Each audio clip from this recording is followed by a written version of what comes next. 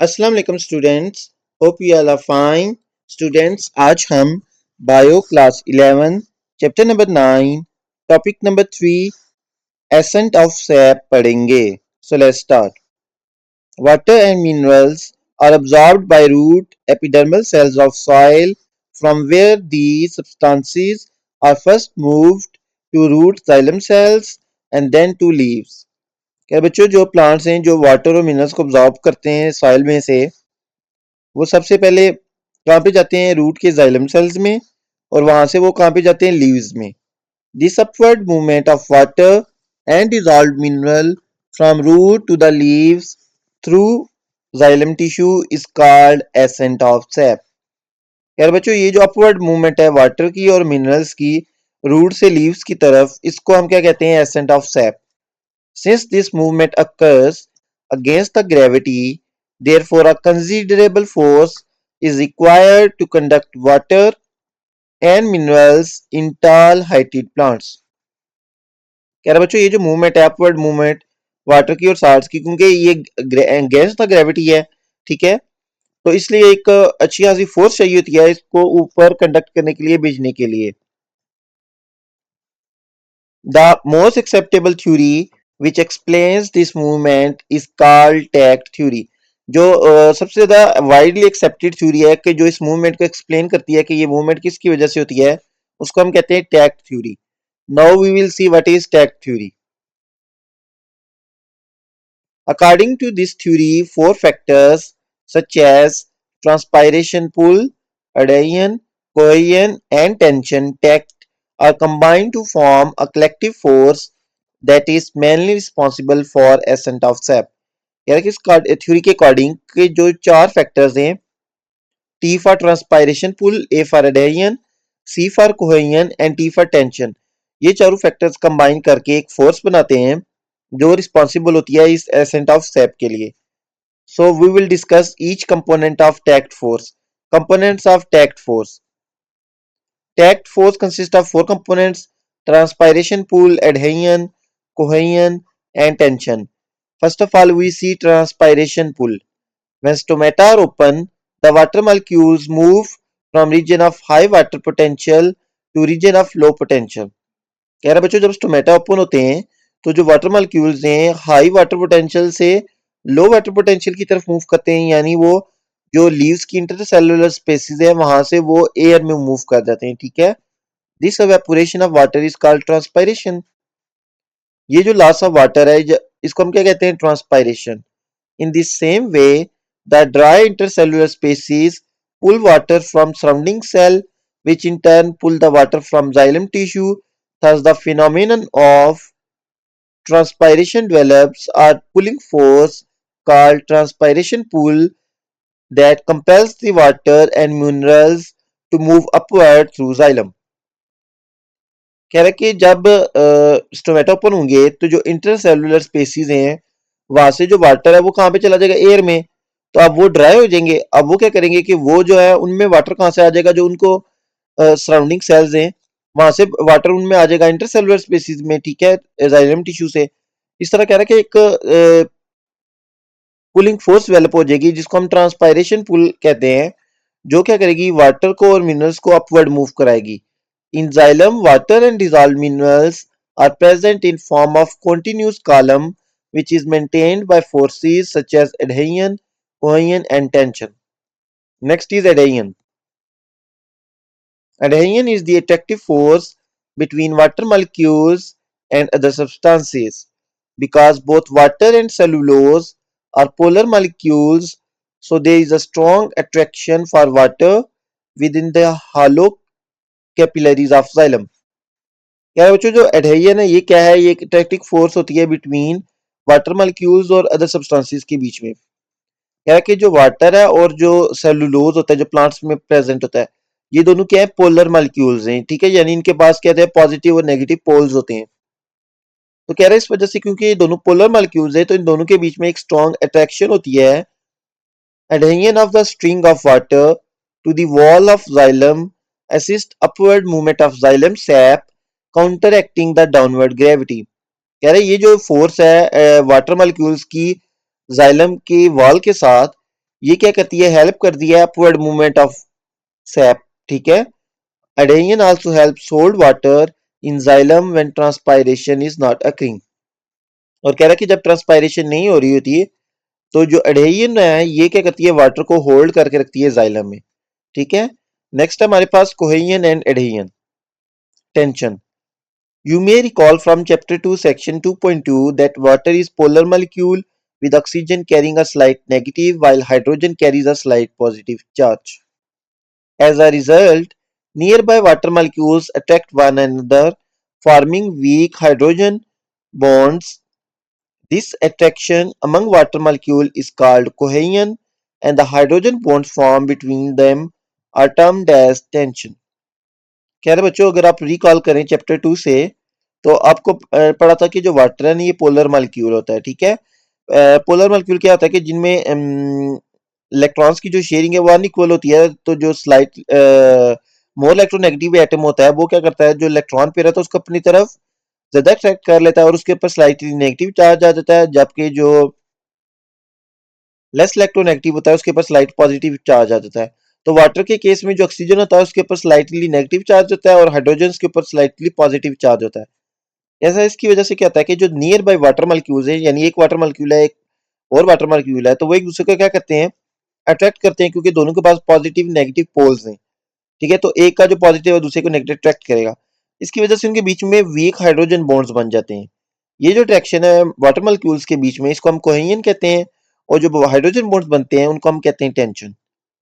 Next है हमारे पास मैकेनिज्म ऑफ टैक्ट फोर्स। ये जो चार फोर्सेस हमने पढ़ी हैं, transpiration, pull, adhesion, cohesion, tension, इनका मैकेनिज्म क्या है, ये कैसे काम करते हैं। The column of water molecule within the xylem is at least as strong and as unbreakable as a steel wire of same diameter. यार बच्चों, जो वाटर का कॉलम होता है ना जाइलम के अंदर, ठीक है, वो इतना स्ट्रॉन्ग होता है जैसे एक स्टील की वायर हो जिसको हम ब्रेक अनब्रेकेबल होता है, जिसको हम ब्रेक नहीं कर सकते, ठीक है। Hydrogen bonds among water molecules provide cohesion which hold together the string of water extending the entire height of plant within the xylem। हमने अभी पढ़ा बच्चों के जो वाटर होता है ना उसके मॉलिक्यूल्स के बीच में हाइड्रोजन बॉन्ड्स प्रेजेंट होते हैं। तो कह रहे हैं ये जो हाइड्रोजन बॉन्ड होता है ना ये क्या करता है, ये कोहेजन प्रोवाइड करता है, और ये जो वाटर के मॉलिक्यूल्स हैं इनको होल्ड यानी जोड़ के रखता है, ठीक है। As long as transpiration continues, the string is kept tense and is pulled upward as one molecule. The bulk flow of water to top of plant is driven by solar energy. This evaporation from leaves is responsible for transpiration pull. यानी कि जो flow of water है to the top of plant, इसको drive कौन करता है, इसको solar energy drive करती है, क्योंकि अगर सनलाइट होगी तो वेपोरेशन होगी, तो फिर क्या होगा, ट्रांसपायरेशन पुल जो है वो क्रिएट होगा। नेक्स्ट टॉपिक देखिए 9.3.5 opening and closing of stomata. You have already studied structure and distribution of stomata in section 10.2.2. Stomata generally open in day and close incompletely at night। यानी कि जनरली स्टोमेटा ओपन होते हैं day time पे और close होते हैं at night. The opening and closing of stomata depends upon changes in turgidity of guard cells. अच्छा, अब ये जो इनकी ओपनिंग और क्लोजिंग है स्टोमेटा की, ये किसके ऊपर डिपेंड कर रही थी, इसको हमने पढ़ा था कि स्टोमेटा को दो गार्ड सेल्स सराउंड कर रहे होते हैं, ठीक है। उनकी टर्गिडिटी के ऊपर ये डिपेंड कर रहा है। When guard cells are turgid, stomata are fully opened, when they become flaccid, the stomata are closed. यानी कि जब जो गार्ड सेल्स है वो टर्गेट होंगे तो जो स्टोमेटा होगा वो क्या ओपन होंगे, लेकिन जब वो फ्लैसिड होंगे तो स्टोमेटा क्लोज हो जाएंगे। There are two theories which may explain opening and closing of stomata. First one is starch sugar interconversion theory and other is potassium ion influx efflux theory. We will discuss both these theories one by one. So first of all, we see starch-sugar interconversion theory. According to this theory, guard cells are only photosynthesizing cells of leaf epidermis because they have high chlorophyll content than the surrounding epidermal cells.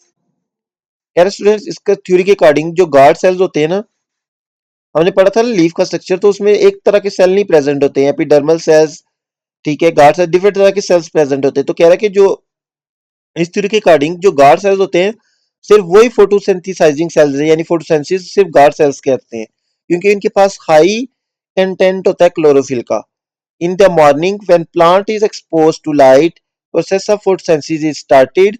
As concentration of glucose is increased, the solute potential and water potential of guard cells become low. Since the surrounding epidermal cells have high water content at that time, so water begins to move from surrounding epidermal cells to guard cells. The entry of water into guard cells makes them turgid and thus stomata or opened. अब इस theory के according कि stomata कैसे open और close होता है, इसके according कि जो गार्ड सेल्स होते हैं वो फोटोसिंथेसाइजिंग सेल्स हैं, यानी फोटोसिंथेसिस ये करते हैं। ठीक है, कहता होता क्या है कि जब डे टाइम होता है तो जो प्लांट्स है वो क्या करते हैं, फोटोसिंथेसिस परफॉर्म करते हैं। जब फोटोसिंथेसिस परफॉर्म करेंगे तो जो ग्लूकोज की कंसंट्रेशन है वो क्या हो जाएगी, इंक्रीज हो जाएगी। क्यों इंक्रीज होगी, क्योंकि फोटोसिंथेसिस होगी तो क्या बनता है, ग्लूकोज बनता है। ठीक है, जब ग्लूकोज की कंसंट्रेशन इंक्रीज होगी तो जो हमारे पास स्लूट पोटेंशियल है या वाटर पोटेंशियल है गार्ड सेल्स का, वो क्या हो जाएगा, लो हो जाएगा। ठीक है, जब वो लो हो जाएगा तो जो सराउंडिंग सेल्स है एपिडर्मल सेल्स, वहां से जो वाटर है वो क्या मूव करना शुरू कर देगा गार्ड सेल्स में। ठीक है, जब वो गार्ड सेल्स में इंटर होगा, क्योंकि जो वाटर है वो हाई टू लो मूव करता है, गार्ड सेल्स में जो कंसंट्रेशन है वो लो है, जबकि जो सराउंडिंग एपिडर्मल सेल्स है वहां की वाटर कंसंट्रेशन ज्यादा है, तो वाटर मूव कर गया गार्ड सेल्स में। जब गार्ड सेल्स में वाटर आ गया तो वो टर्गिड हो गए और स्टोमेटा ओपन हो जाते हैं। In the evening, when the process of photosynthesis is stopped, the concentration of glucose is decreased because some glucose has been consumed in respiratory activity of guard cell. Some of it is transformed into sucrose so that it can be transported to other parts, and the remaining glucose is converted into insoluble starch and is stored for later use. कह रहा है लेकिन eight evening में क्या होता है कि जब फोटोसिंथेसिस का प्रोसेस स्टॉप हो जाता है, क्यों हमने फोटोसिंथेसिस को लाइट रिक्वायर्ड होती है, तो ये डे टाइम पे होती है, तो ग्लूकोज की कंसंट्रेशन क्या कहता है आस्ता आस्ता डिक्रीज होना यानी कम होना स्टार्ट हो जाती है, क्योंकि कुछ जो ग्लूकोज है वो रिस्पायरेटरी एक्टिविटीज में यूज हो जाती है, कुछ सुक्रोज में कन्वर्ट हो जाती है ताकि वो बाकी पार्ट्स में हम उसको ट्रांसपोर्ट कर सकें, और जो रिमेनिंग ग्लूकोज है वो कन्वर्ट हो जाती है इनसोल्युबल स्टार्च में, और वो स्टोर हो जाती है लेटर यूज के लिए। ठीक है, ताकि हम उसको बाद में यूज कर सकें। The decrease in glucose concentration causes an increase in water potential. In this way, water begins to move from guard cells to surrounding epidermal cells. Due to loss of water, guard cells become flaccid, thus stomata are closed. Okay बच्चों, अब जब रात के time पे photosynthesis नहीं हो रही यानी ग्लूकोज बन नहीं रहा और जो बना हुआ था ग्लूकोज वो यूज हो रहा है, तो ग्लूकोज की कंसंट्रेशन कम होना स्टार्ट हो गई है, तो जो वाटर पोटेंशियल है वो अब क्या होगा, वो इंक्रीज होना स्टार्ट हो जाएगा सराउंडिंग सेल्स है। तो फिर क्या करेगा, जो वाटर है वो गार्ड सेल्स से सराउंडिंग सेल्स में मूव करेगा, क्योंकि गार्ड सेल्स में कंसंट्रेशन ज्यादा है और सराउंडिंग सेल्स में जो है कंसंट्रेशन कम है, तो water high to low move करता है, तो वाटर जो है ना गार्ड सेल से मूव करेगा एपिडर्मल सेल्स में। जब वाटर जो है गार्ड सेल से निकल जाएगा तो वो गार्ड सेल्स फ्लैसिड हो जाएंगे और स्टोमेटा क्लोज हो जाएंगे। तो ये थी हमारे पास स्टार शुगर इंटरकन्वेयन थ्योरी। ठीक है, related to opening and closing of stomata. Next we will see potassium ions influx efflux theory. According to this theory, the start of photosynthetic activity in morning when plant is exposed to light causes a decrease in level of CO2 in guard cells. Low level of CO2 favors a stimulate influx inward movement of potassium ions into the guard cells from surrounding epidermal cells by active transport. Okay student, इस theory के according कि जब photosynthetic activity start हो जाती है morning में, तो जो जब फोटोसिंथेसिस होगी तो जो कार्बन डाइऑक्साइड का लेवल है वो गार्ड सेल्स में वो कम होना स्टार्ट हो जाएगा। ठीक है, जब कार्बन डाइऑक्साइड का लेवल कम हो तो वो स्टिमुलेट या सिग्नल देता है किसको, इनफ्लक्स यानी जो पोटेशियम आयंस है उनकी इनवर्ड मूवमेंट को अलाउ करता है। ठीक है, कि जो पोटेशियम आयंस है वो किधर मूव करें, गार्ड सेल्स में मूव करें। At the same time, malic acid is ionized into malatine and hydrogen ions due to exposure of blue light. The accumulation of hydrogen ions causes decrease in pH of guard cells, which are then pumped to surrounding epidermal cells in order to maintain the pH of guard cells. Same time पे क्या होगा कि जो malic acid है वो ionise हो जाएगा। ठीक है, किसमें, मेलेट आयंस में और हाइड्रोजन आयंस में। किस वजह से, ब्लू लाइट के एक्सपोजर की वजह से।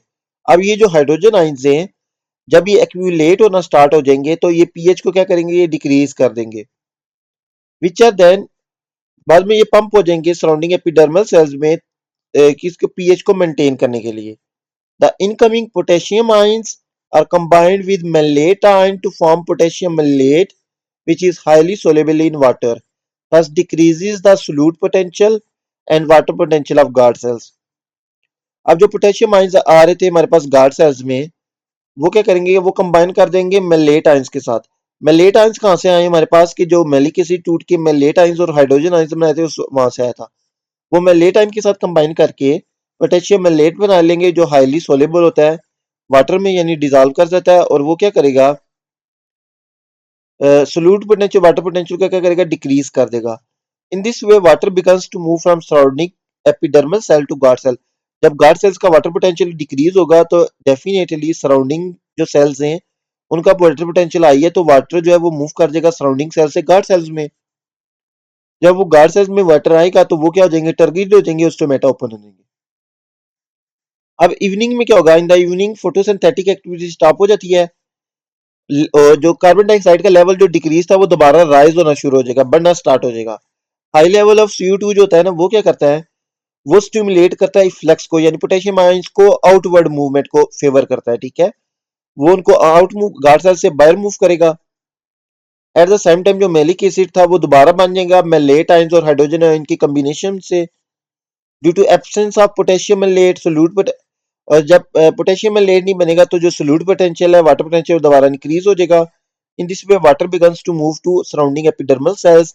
जब वाटर लॉस कर जाएगा गार्ड सेल से तो वो फ्लैसिड हो जाएंगे और स्टोमेटा क्या हो जाएंगे, क्लोज। तो ये थी बच्चों दो हमारे पास theories related to opening and closing of stomata. एक थी हमारे पास स्टार्च शुगर इंटरकन्वर्जन थ्योरी, और एक थी हमारे पास potassium ions influx efflux theory. Hopefully आपको समझ आ गए होंगे। ये टॉपिक हमारा कंप्लीट हो गया है। If you have any doubt, you can ask in comment section. Please like, share and subscribe my YouTube channel. Thank you.